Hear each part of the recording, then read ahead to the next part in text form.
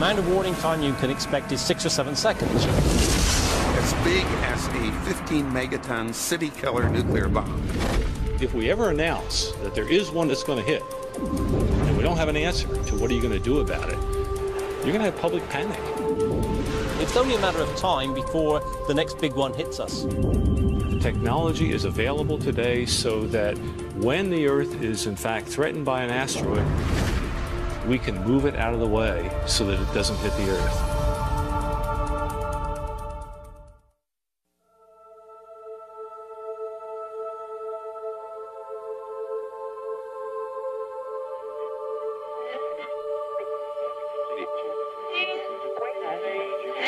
Checking out traffic this morning along the It's a bit of a battle for drivers without cover. I'm talking if you don't have any shade, you're fighting some pretty bright sunshine.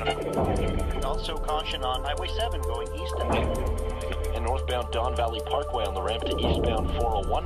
We've got a disabled vehicle. June the 14th, 2002. It was just another busy workday with all the usual hustle and congestion. With all the close calls and near misses that people all over the world have come to accept as the normal level of risk in everyday life. But on that day, high overhead and behind the sun, what no one saw coming, what no telescope on Earth was able to see against the blinding light, was an asteroid big enough to destroy an entire city. From behind the sun, asteroid 2002 MN came hurtling towards Earth, faster than a speeding bullet. It shot past, less than a third the distance to the moon, and nobody saw it, until 3 days later, when the rock emerged from Earth's shadow into the night sky, going away. It looks like the Earth just dodged a bullet. Actually, it was an asteroid. Scientists say it blew by last week at a distance they describe as a close shave. The airline industry would call this a near miss. Scientists who study asteroids and comets called it a problem. The threat of asteroid impacts on the Earth is very real. We know that throughout history this has happened. The craters we see on the moon are examples of the kind of impact history that the Earth has had. But it also happens very rarely. So it's a very unusual kind of hazard. It's a hazard in which the risk in any one year is very low, but it does happen, and if it really did come about on our watch, it could end civilization. These cosmic bullets originate on the far side of Mars, in the main asteroid belt, where a bracelet of celestial debris circles the sun. Millions of rocky fragments, building blocks of a planet that never quite came together when the solar system was formed. What's often depicted as a busy cosmic junkyard is actually more like a big empty speedway. The rocks are far apart and moving very fast, ranging in size from pebbles to boulders to rocks the size of Mount Everest. Occasionally, the tug of Jupiter's enormous gravity drags an asteroid off course, causing it to crash into another asteroid.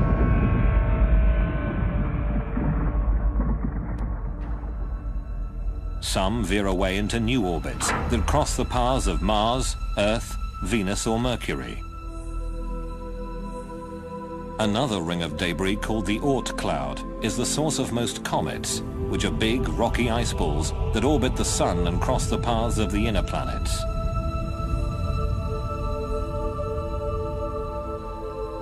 All the inner planets and our moon bear the scars of numerous asteroid and comet impacts. We do get hit all the time by pieces of debris from asteroids and comets. In fact, 40,000 tons of cosmic debris plummets into the atmosphere every year. We see them every night as shooting stars. They don't hit the Earth very often, but when they do, clearly it isn't just going to be a matter of a shooting star seen in the sky. So it is inevitable. It's only a matter of time before the next big one hits us. Even small rocks can make a big impression. In 1908, about 2,000 square kilometers of Siberian forest were instantly flattened as an asteroid exploded near the Tunguska River. The impact site was so remote, researchers had to mount a wilderness expedition just to find the place. When they arrived, there was no crater. Paintings, based on eyewitness accounts, described a fireball. A horrendous explosion in the sky. Didn't actually come crashing down to the ground. It exploded maybe 5 to 10 kilometers up in the atmosphere, and that made a big blast wave in the atmosphere, and that is what did the damage. All this was caused by a relatively small asteroid, somewhere between 50 and 100 meters across. Roughly the same size as asteroid 2002 MN, the one we couldn't see coming. Tunguska's 2,000 square kilometer blast wave would have leveled London. But as bleak as the thought of cosmic collision may be, there is at least a glimmer of hope. One of the special things about the asteroid impact problem is that unlike the weather or earthquakes or other natural hazards, we, at least in principle, we could do something about it. And when we know one's coming for us, our claim is that the technology is available today to stop it. On the Earth, we've got active geology, we've got volcanoes, we've got earthquakes, we've got continental drift, we've got rain, we've got wind, we've got storms, we've got snow. All of those things erode away craters, and that, in some ways, actually fools us into thinking that indeed the Earth doesn't get hit as often as it actually does. Counting craters on the Moon and then estimating how often the Earth gets hit can be a pretty sobering exercise. One scientist who made that kind of calculation was astronomer Ernst Opick, who published his impact estimate back in 1951. The general public, however, paid little attention to the science or the implications. But one individual who did take the issue to heart was Lembit Opick, the astronomer's grandson, who got himself elected to Parliament. My grandfather is the reason why I carried on in politics, what he initiated in science. In essence, he was a pioneer. He saw the danger of asteroid and cometary impacts with the Earth, and he had the courage to speak up about them. And he did that at a time when it wasn't really taken seriously, in the 1950s and 1960s. After years of pushing and prodding, Lembit Opick convinced the British government to commission a comprehensive scientific study of the asteroid and comet threat. The expert conclusion was, the threat is indeed real. Now, the government has set up a task force to examine the risk of an asteroid hitting the Earth. Still, skeptical politicians might want to get on the bus and take a trip to the Natural History Museum. Ask any schoolchild who's been there recently, and you'll hear a fascinating and truly scary tale about what happened to the dinosaurs. The dinosaurs were alive here. They were dead when this sediment was deposited, and this layer is one of the most unique layers in Earth history. In 1980, the discovery of iridium beside a layer of clay which marked the end of the age of dinosaurs led Lewis and Walter Alvarez to publish a theory that a huge asteroid or comet had hit the Earth 65 million years ago and wiped out the dinosaurs.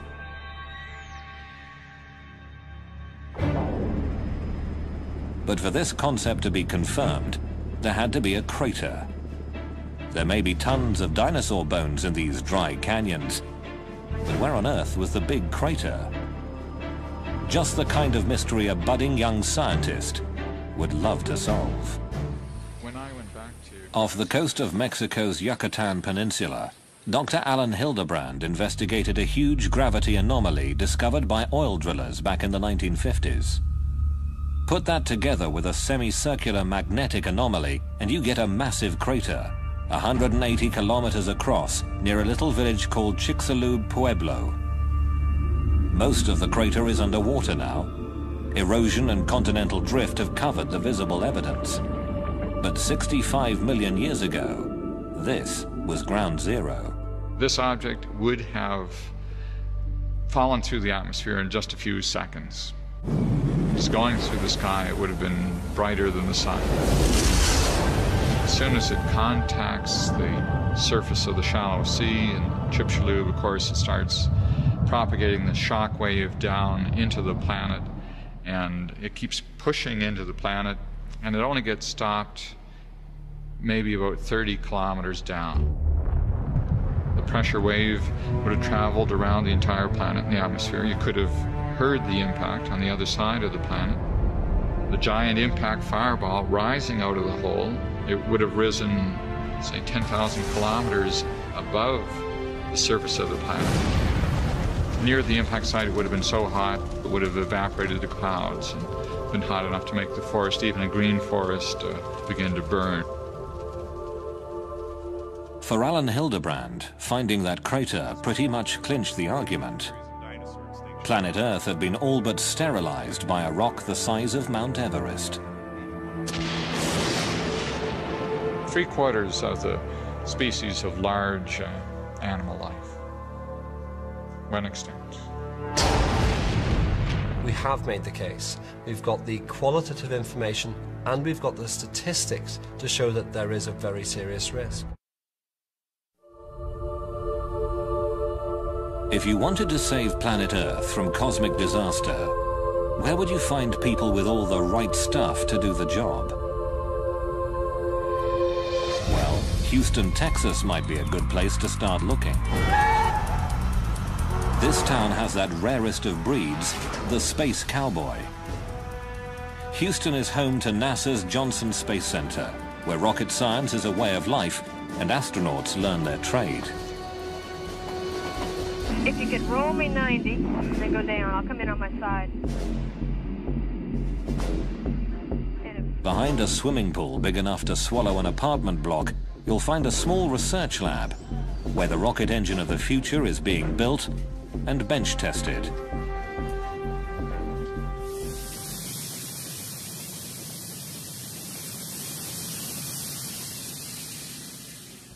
Yeah.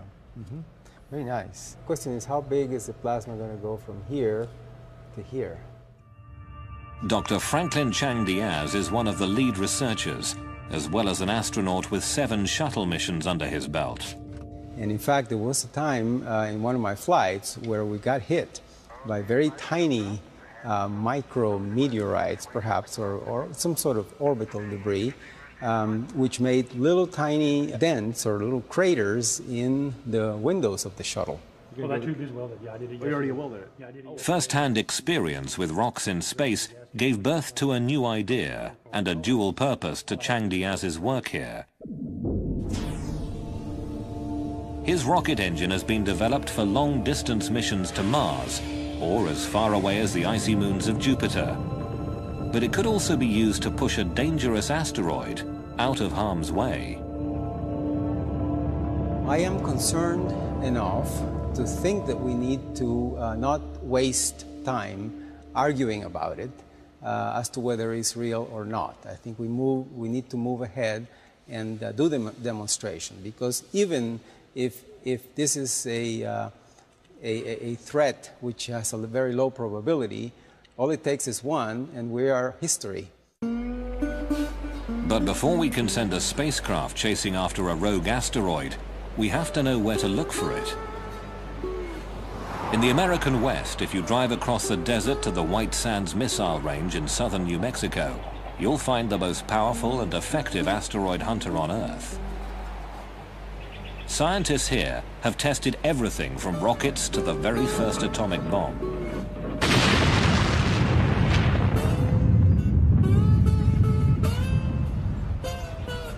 Today, across the valley floor from the Trinity bomb site, the US Air Force has installed one of the world's most advanced telescopes. This state-of-the-art technology was developed by MIT's Lincoln Laboratory as part of the Star Wars anti-missile defense system.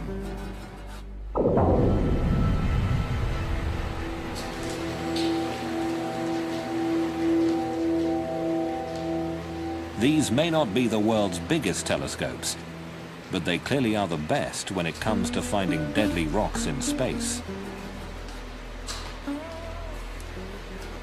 This is LINEAR, the Lincoln Near-Earth Asteroid Research Facility.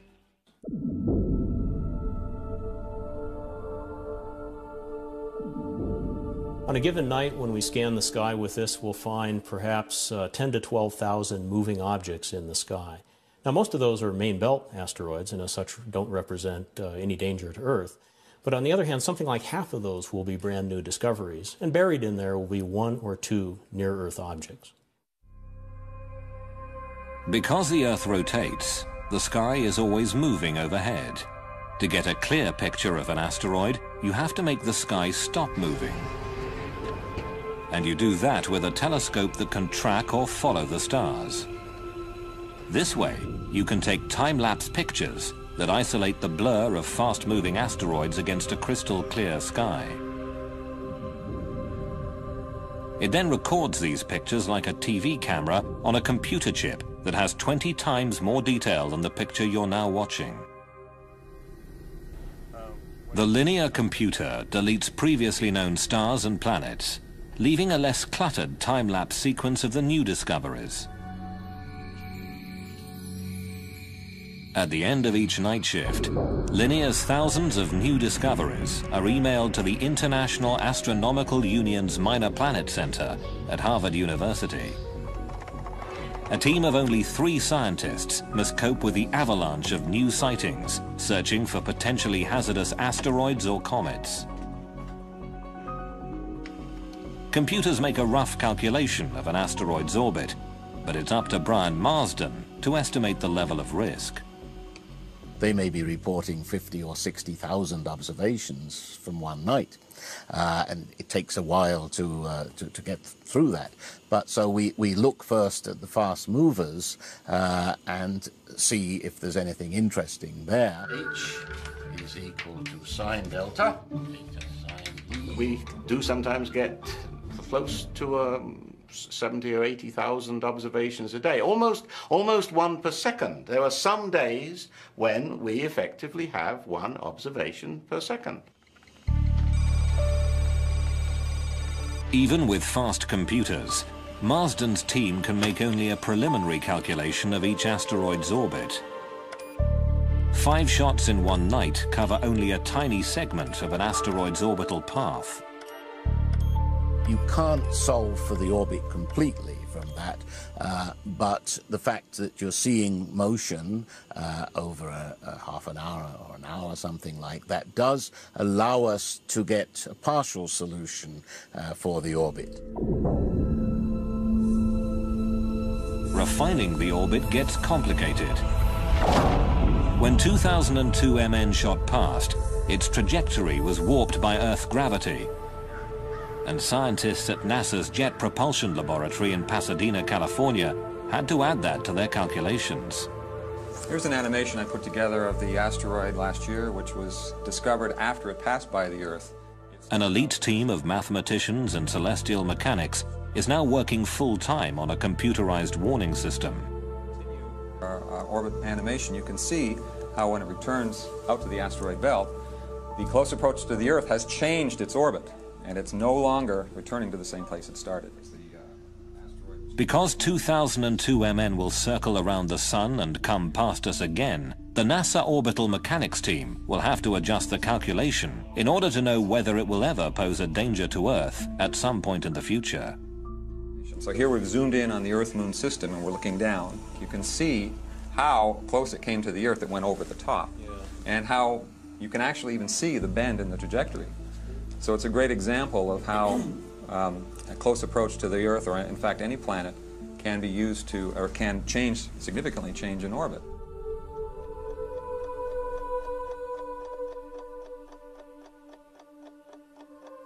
To know where an asteroid is likely to be in the future, you need a model of the solar system. Mechanical models that show the relative motions of the Sun and planets have been around since the early 18th century. They're called orreries. What the celestial mechanics at NASA had to do was create a new digital model. One that includes the gravitational attractions of all the planets and the Sun. And all the other forces that can affect where an asteroid might go. You just compute what forces are acting on this particular asteroid from all the planets and many of the minor planets in the solar system, and then we can actually trace the motion of that object around the solar system for hundreds of years. For scientists, the acid test of their mathematics came when a strange new comet raced toward Jupiter.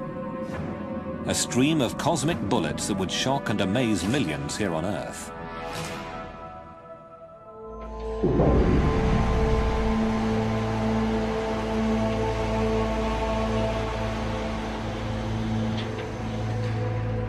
In the spring of 1993, the eyes of the world turned almost in unison towards a doomsday rock like no other.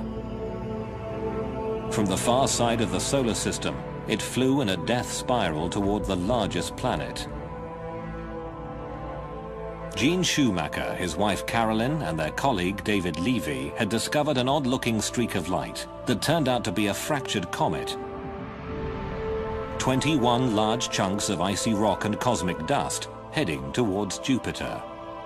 We knew we had something very unusual. It was so unusual we were a little unsure just what we were dealing with. NASA asked Paul Chodas and his team to calculate the orbit and predict whether this new comet would actually hit Jupiter. And it started off at some 60%, and before long it was 90%, and this was a year before impacts. As the impacts approached, we continued to predict not just the impact probability, which went very high, but where and when the comet fragments would hit the planet. And it was a prediction months in advance, and as we got closer and closer to the impacts, I kept wondering, well, is the math right? Will this actually happen the way it was predicted? A giant comet is on a collision course with Jupiter. Everybody on Earth who was paying any attention wanted to see if the comet would actually hit Jupiter. We have liftoff. Liftoff of the Space Shuttle Endeavour on an ambitious mission to service the Hubble Space Telescope.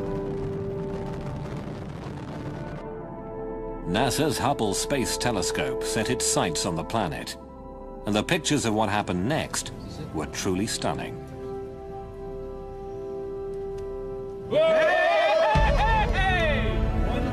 there! Get it!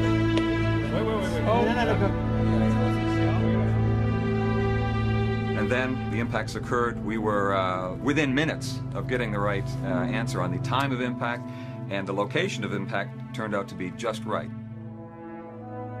Over the next week, 20 more fragments of the comet crashed into Jupiter, some leaving scars as large as the Earth. Bang on its cosmic schedule, the comet's first impact was recorded by NASA within the last hour. When fragment G slammed into Jupiter, releasing an amount of energy equivalent to about 6 million megatons of TNT. In the wake of SL9, a group of concerned scientists gathered in Italy for a brainstorming session. They created a brand new international organization called the Space Guard Foundation. Okay, I'm going to join. To promote the discovery and study of near-Earth objects. Some people imagine that there are lots of astronomers out there scanning the sky looking for incoming comets and asteroids, and that, of course, is not true. In fact, until recently, there was hardly anyone out there looking. It's going to glow for about a half an hour and set everything on fire around you. But whose job is it to defend planet Earth? Weapons scientists from the United States and Russia had already held a series of meetings and came up with their own ideas about how to deal with the impact threat. You blow off some material, you get a reaction in this perpendicular direction. The military establishment under Star Wars, had created a whole lot of devices, or at least concepts, for weapons in space and devices in space. And in the early 90s, when the Star Wars program was looking a little bit iffy, I think there was some motivation for them to try to apply their technology to this newly discovered hazard from asteroids and comets. The military approach to the problem proved to be controversial. The notion of sending nuclear weapons into space generated an immediate backlash. Edward Teller was proposing that we blow up an asteroid to show that we could protect the Earth. And I thought that was a pretty crazy idea. Blowing up an asteroid with a big bomb has a lot of problems associated with it, violating treaties, taking a single asteroid and making a swarm of smaller asteroids. It seemed like it was more interest in bombs than it was a serious interest in defending the planet. For NASA, on the other hand, NASA obviously is the natural agency to discover the threat and the objects, but they say, no, planetary defense, that's a military obligation and not an obligation of NASA. Not NASA, not the military. Just when it seemed planetary defense was nobody's job, a tiny speck in the sky would set off doomsday alarms around the world.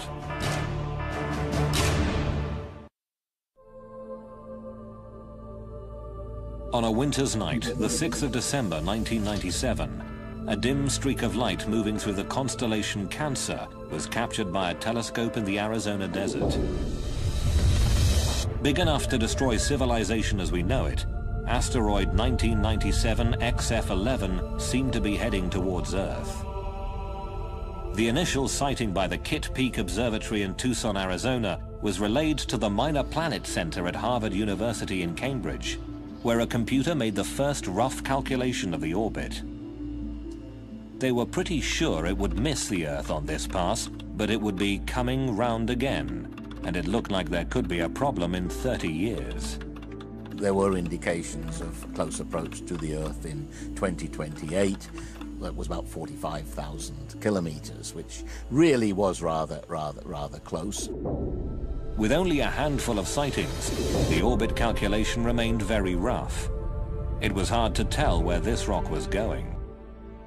So Brian Marsden posted a bulletin asking astronomers around the world for more observations before the rock became too faint to see. I was saying, hey, get your big telescopes onto this. On the one hand, we're only going to be able to observe it for another month or so. We want to improve the orbit calculation and find out exactly how close it is coming. But one line in the bulletin said that the chance of a collision was small, but it was not entirely out of the question. Within hours of the website posting, reporters discovered XF11, and doomsday headlines screamed around the world. Because the close approach in 2028 would put the asteroid nearest to Europe, London newspapers focused on the exact moment life on Earth might possibly end.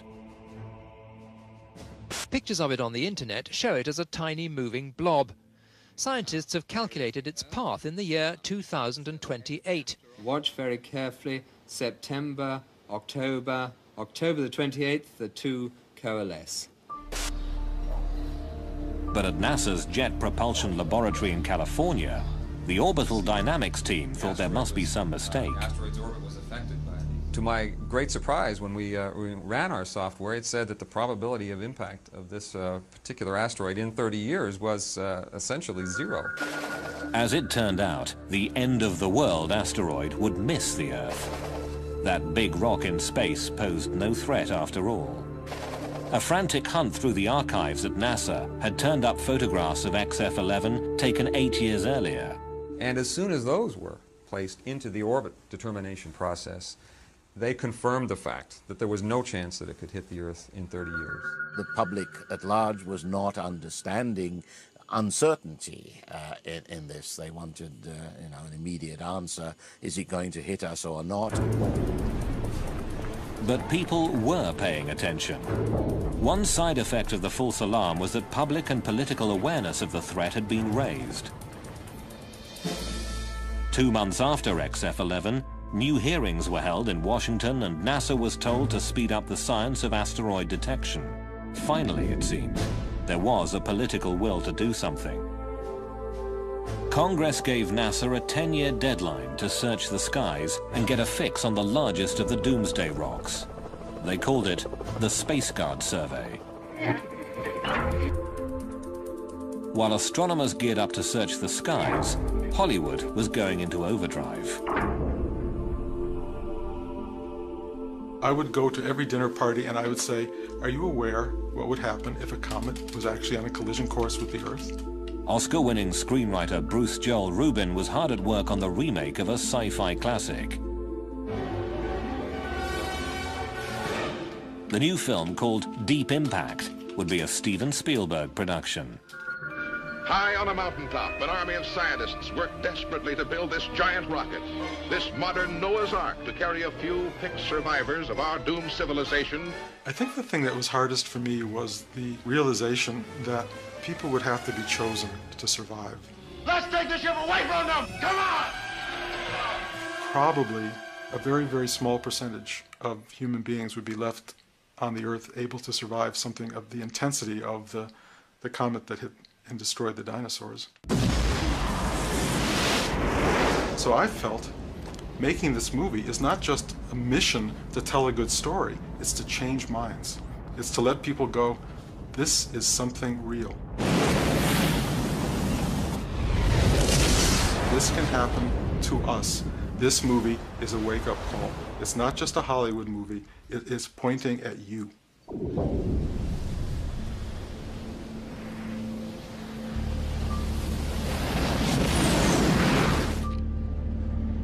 As Hollywood released Deep Impact, telling the world in no uncertain terms that cosmic collisions were no longer just a cosmic joke, real-life professional asteroid hunters were making movies of their own.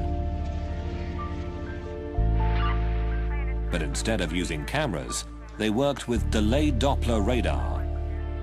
Take the same technology behind a police radar system, jump the power to 400,000 watts, and you've got NASA's Deep Space Network with huge multi-dish systems like the Goldstone tracking station in California's Mojave Desert.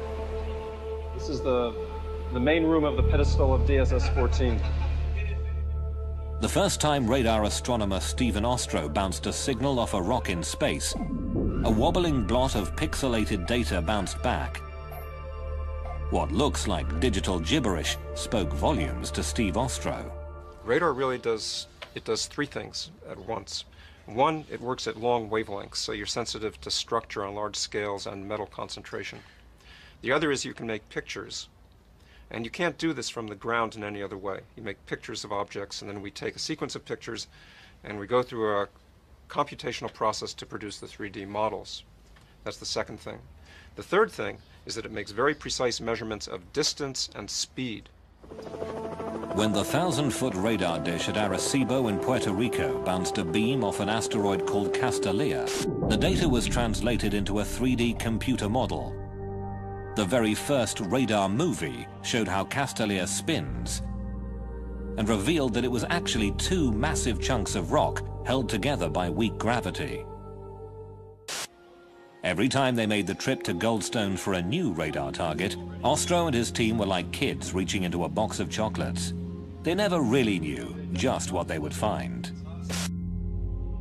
Asteroid Cleopatra, shaped like a dog bone, was roughly the same size as the state of New Jersey and was made almost entirely of metal. Echoes from asteroid Tutatis produced images of a rocky, cratered surface and a wobbling, tumbling spin. Every single one of these objects that we've made a shape model of is very different. This is Tutatis. From a telescopic smudge of light to a 3D shape model, radar gave them physical details and the first clear idea of what asteroids are really like. In the year 2000, the radar movie crew developed a dark and mysterious new image, asteroid 1950 DA, a big rock that gave everybody a bit of a shock. Once we got the radar data, we began the normal process of just seeing how far in the future we could predict this thing before the uncertainties in the orbit blur out. And in this case, we could go over 880 years into the future. And what was startling about that case was the impact probability turned out to be non-zero. Non-zero means there is a chance this rock could hit us. On March the 16th, in the year 2880, 1950 DA will cross the Earth's orbit. Will it hit us? The odds? 1 in 300. If 1950 DA does hit the Earth, the most likely point of impact would be at sea. Of all the big asteroids discovered thus far, this is the most dangerous one we know. Eric Asfaug and Stephen Ward have created a computer model of the impact. Yeah, it's kind of funny how this started. It was with the movie Deep Impact, and I was getting phone calls. Lots of people were getting phone calls about the movie, whether it was accurate, the big cresting tsunami coming across. The concept here is that this asteroid, which is about 1 kilometer across, will hit the ocean at 17,000 miles per hour, and it'll blow a hole in the ocean about 19 kilometers across and all the way to the bottom. And so when this huge hole of water gets blown into the ocean, the water will run back in again, and it overshoots and it collapses and overshoots many, many times, and each time it pumps out a wave. So it starts out hundreds of meters high, comes ashore on the coast of North America at about 50, 60 meters. Up toward Canada, Grand Banks, it's about 40 meters. 20 meters here in the coast of South America, and about 15, 20 meters all the way over to Europe. These waves would run inland about 4 kilometers. So pretty much everything within 4 kilometers from the beach would be covered up repeatedly. And so we'd pretty much be wiped away like you're scrubbing the floor. You know, just scrub like this, and it's pretty much all be carried back out. In February 2001, a NASA spacecraft called Near Schumacher made the first ever landing on a chunky, pockmarked rock named after the Greek god of love. Asteroid 433 Eros is 33 kilometers long and 13 kilometers wide, one of the largest near-Earth asteroids. The pictures were spectacular. The data will take years to process. Proving that they could land on an asteroid was a major achievement, but in the end, they still don't know much about what's inside. How dense? How tough? How brittle or crumbly is it? What would happen if they gave it a good shove? The surface appearance of any dark and mysterious object can be very deceiving.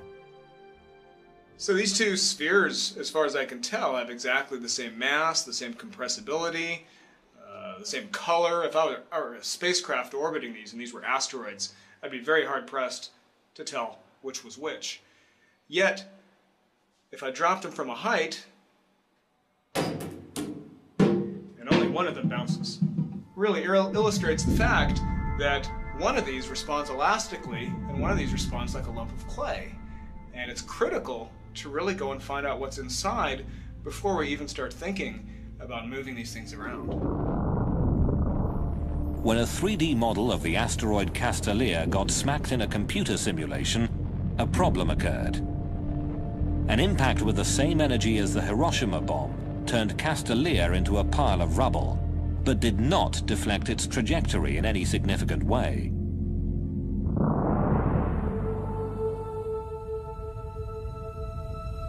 But there are other ways to apply force to deflecting an incoming asteroid.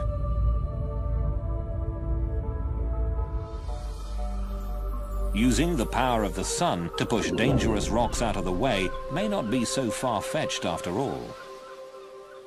This is a typical near-Earth asteroid. Its name is Galevka. It's about 0.5 kilometer across. It's a hazardous asteroid. Its most likely fate is going to be to strike the Earth someday, thousands of years from now.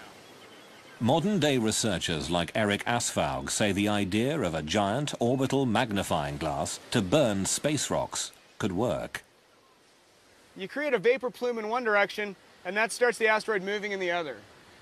It's a very gradual process. It's not going to happen instantaneously. You need to know where this guy is 100 years or 50 years ahead of time. But if you do, you've got all the time in the world for a satellite to sit there, no human intervention whatsoever, and it'll gradually shove the asteroid into a different orbit and it'll miss the Earth.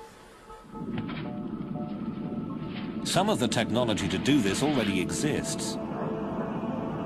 Take an inflatable parabolic antenna the size of a tennis court, convert it to a solar collector, and use it to focus sunlight on an asteroid.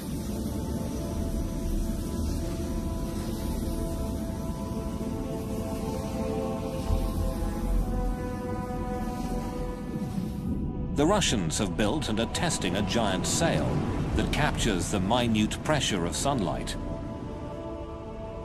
Just attach the sail to an asteroid and let the rock hitch a ride to someplace else.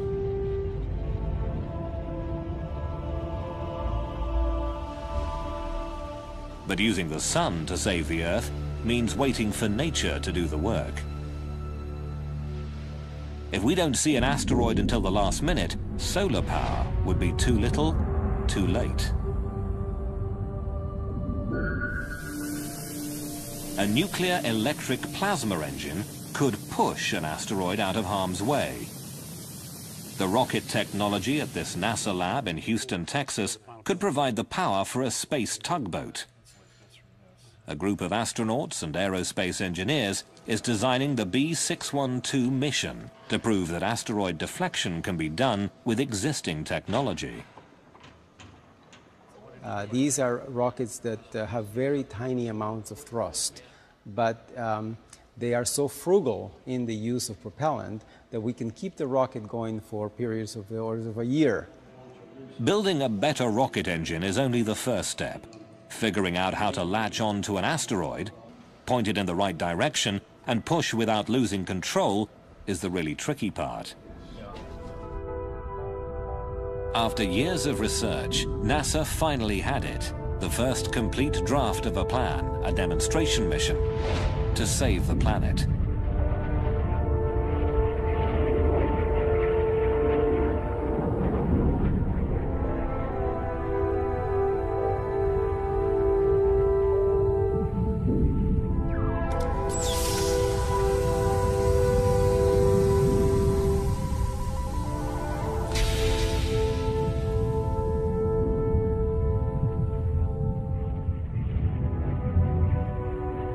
We can move the asteroid off the impact with the Earth 10 years later so that it misses the Earth, and not just miss it randomly, but miss it very precisely so that we don't simply pass on the problem to our grandchildren.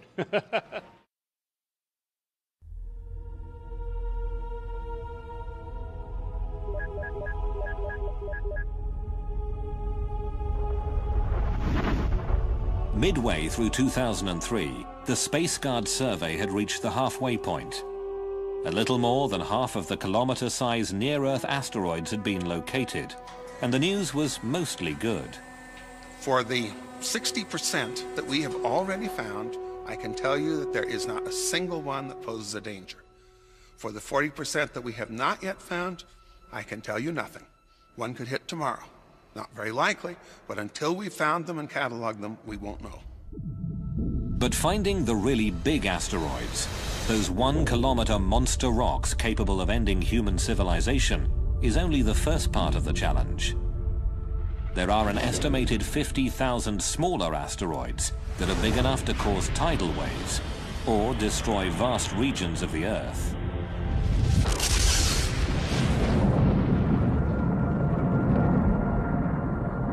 A 200-meter asteroid happens maybe once every 10,000 years, but that's like 600 megatons to 800 megatons exploding in one place. Recall the small 60-meter rock that exploded over Siberia in 1908? Well, even though it could have destroyed a city like London or New York, rocks that small are not included in the current Space Guard survey, meaning no one is officially looking for them. Which, of course, is the same thing as saying that chances are enormous that a Tunguska-sized object will find us before we even see it coming, as happened in 1908. That is likely to happen nowadays, that we won't see it coming. There has been talk of expanding the search to include smaller asteroids. It'll take more and bigger telescopes and, of course, more money. But until we do, we'll have no idea where those city-killer rocks are.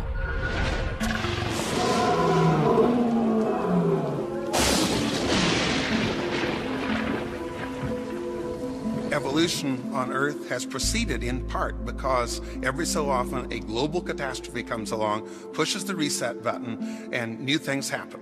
It wiped out the dinosaurs 65 million years ago, and at the time, we mammals were just furry little creatures burrowing around in the ground, and an asteroid or a comet impact took out our principal competition.